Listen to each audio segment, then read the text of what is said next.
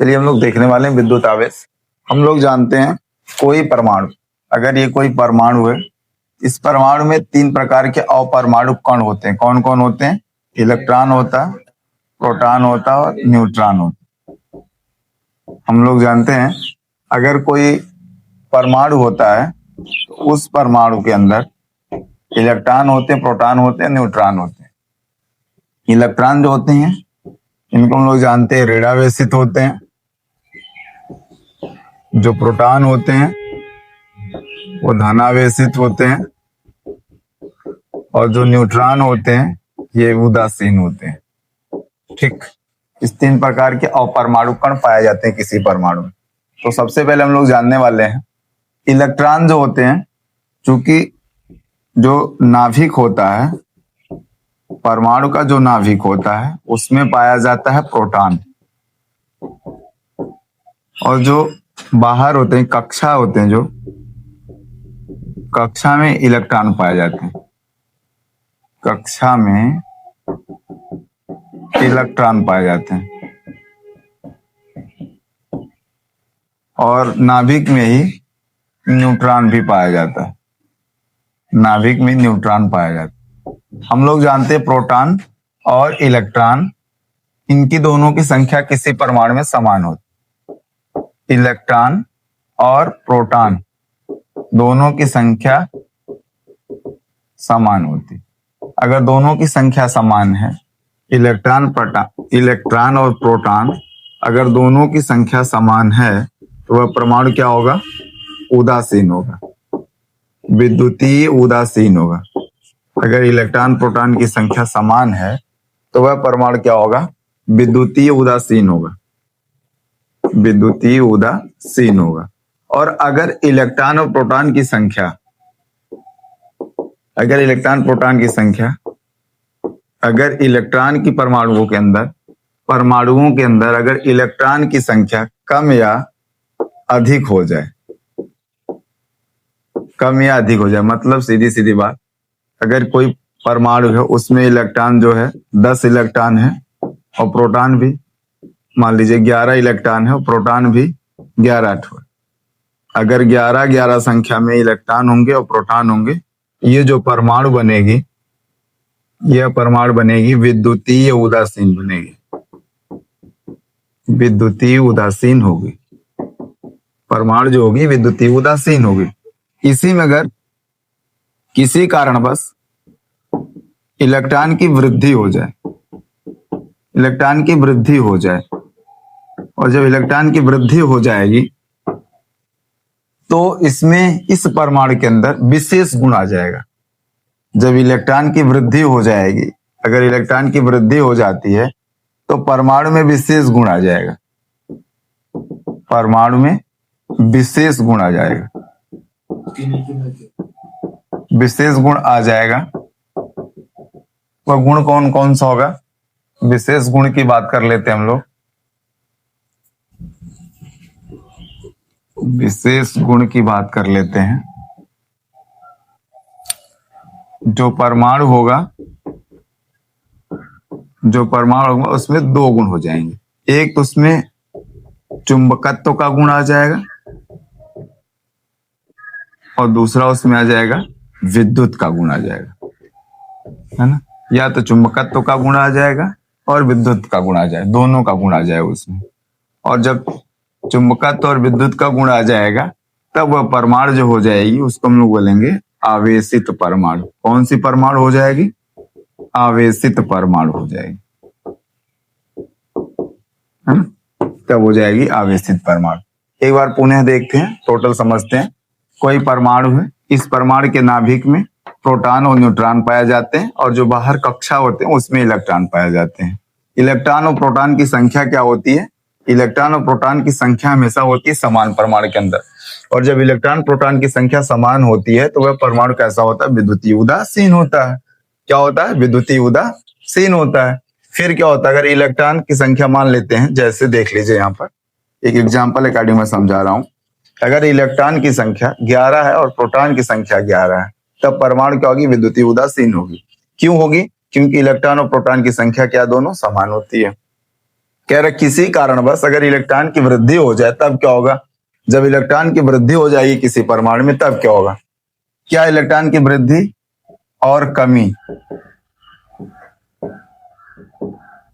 दोनों देख सकते हैं। अगर इलेक्ट्रॉन की वृद्धि हो जाए और कमी भी अगर हो जाए इलेक्ट्रॉन की तब क्या होगा, परमाणु में विशेष गुण आ जाएगा।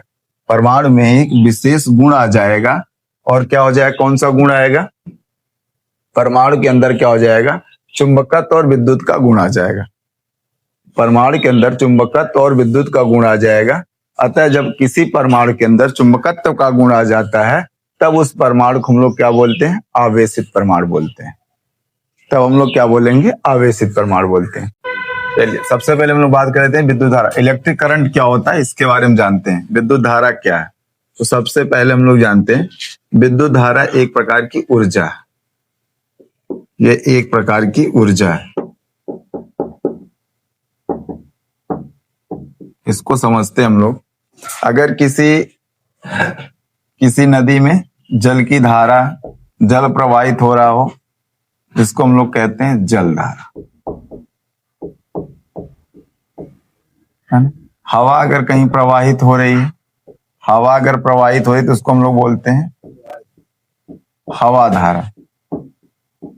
उसी प्रकार किसी चालक में, किसी सुचालक में अगर आवेश प्रवाहित हो, किसी सुचालक में अगर आवेश प्रवाहित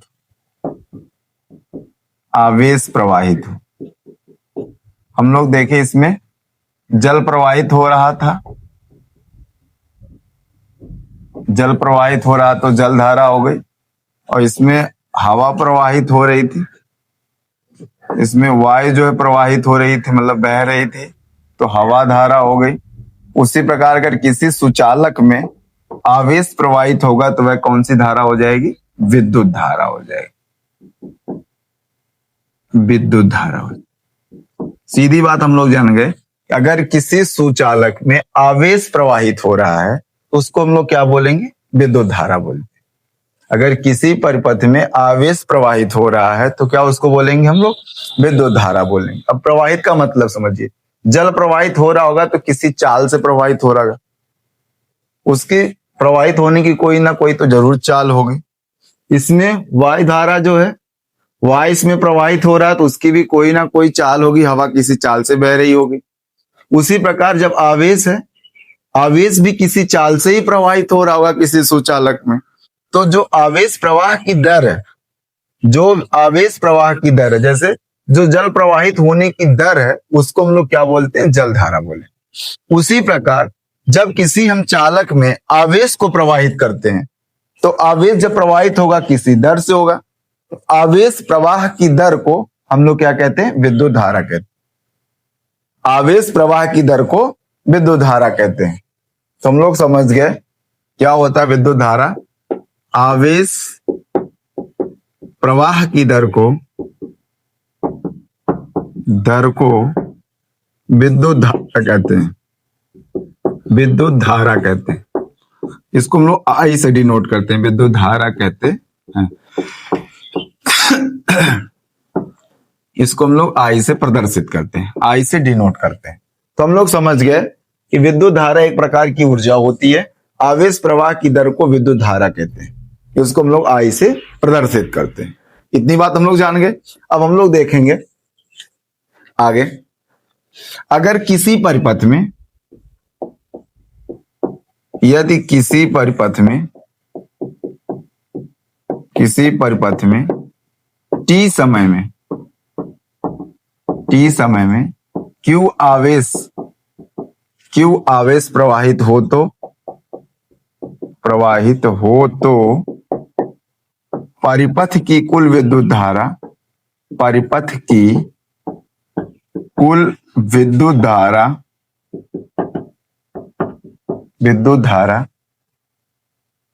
I बराबर Q बाई टी होगा।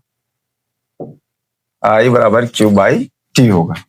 हम लोग जानते हैं आवेश का मात्रक क्या होता है, कूलाम होता है, और समय का मात्रक होता है सेकंड। तो यहां से पता चल जाएगा विद्युत धारा का मात्रक क्या हो जाएगा, कूलाम प्रति सेकंड। लेकिन इसका हम लोग जानते हैं यसाई मात्रक विद्युत धारा का एम्पियर होता है, जिसको हम लोग ए से डिनोट करते हैं।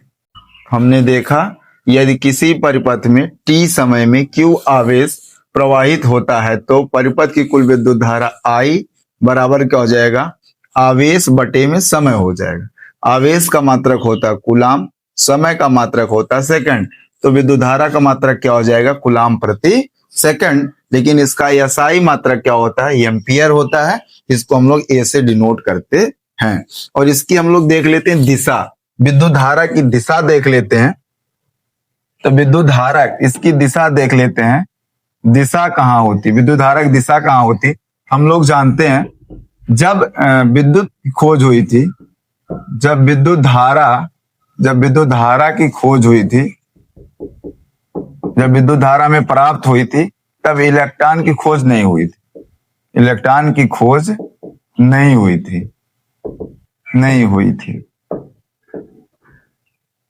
जिसके कारण लोग मानते क्या थे, विद्युत धारा जो है ये धन आवेश है, विद्युत धारा जो है ये धन आवेश है। जब विद्युत की खोज हुई थी, जब हमें विद्युत धारा उत्पन्न किया गया था या विद्युत धारा प्राप्त हुई थी, तब इलेक्ट्रॉन की खोज नहीं हुई थी, जिसके कारण तब हम लोग विद्युत धारा क्या मानते थे, धनावेश मानते थे। विद्युत धारा की दिशा को धनावेश माना जाता था। इसीलिए विद्युत धारा की दिशा किधर होती है, विद्युत धारा जो होती है इलेक्ट्रॉन की दिशा के विपरीत प्रवाहित होती है। तो हम लोग देखेंगे विद्युत धारा की दिशा क्या होती है, विद्युत धारा की दिशा हमेशा इलेक्ट्रॉन के विपरीत दिशा की ओर प्रवाहित होती है। चलिए हम लोग बात कर रहे हैं 1 एम्पियर। 1 एम्पियर क्या होता, अगर किसी परिपथ में देख लेते हम लोग, कोई यहाँ परिपथ है, ठीक, इसमें 1 कूलाम आवेश है, 1 कूलाम आवेश है, 1 सेकंड में प्रवाहित हो रहा है। यह कोई क्या है, परिपथ है। किसी परिपथ में 1 कूलाम आवेश 1 सेकंड में प्रवाहित हो रहा है।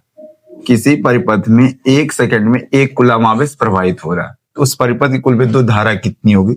हम लोग देख पा रहे होंगे 1 कूलाम आवेश दिया हुआ है और क्या दिया हुआ, समय t बराबर कितना दिया है, 1 सेकंड दिया हुआ, और हमको ज्ञात क्या करना, I ज्ञात करना। हमने क्या किया, I बराबर फॉर्मूला जानते हैं Q बाई टी। I बराबर फॉर्मूला क्या होता है, Q बाई टी होता है। इसी फॉर्मूले पे इसका हम वैल्यू रखते हैं। Q का वैल्यू कितना दिया है, 1 सी दिया हुआ, T का वैल्यू कितना दिया, 1 सेकंड दिया हुआ। दोनों को कैंसिल मारेंगे तो हो जाएगा I बराबर 1 कूलाम प्रति सेकंड। हम लोग इस 1 कूलाम प्रति सेकंड को क्या लिख सकते हैं, 1 एम्पियर लिख सकते। कितनी बात समझ में आई। अब हम लोग देख पा रहे होंगे कि अगर किसी परिपथ में 1 सेकंड में, अगर किसी परिपथ में 1 सेकंड में 1 कूलाम आवेश प्रवाहित हो, यदि किसी परिपथ में 1 सेकंड में 1 कूलाम आवेश प्रवाहित होता है, तब उस परिपथ में कुल विद्युत धारा 1 एम्पियर कहलाएगी। यदि किसी परिपथ में 1 सेकंड में 1 कूलाम आवेश, मतलब प्रति सेकंड 1 कूलाम आवेश, अगर किसी परिपथ में प्रति सेकंड 1 कूलाम आवेश प्रवाहित होगा, तब उस परिपथ की कुल विद्युत धारा 1 एम्पियर कहलाती है। देख पा रहे हैं आप लोग, आराम से स्पष्ट हो जा रहा है कि अगर किसी परिपथ में 1 कूलाम आवेश 1 सेकंड में प्रवाहित हो रहा होगा, तब उस परिपथ की कुल विद्युत धारा 1 एम्पियर कहलाती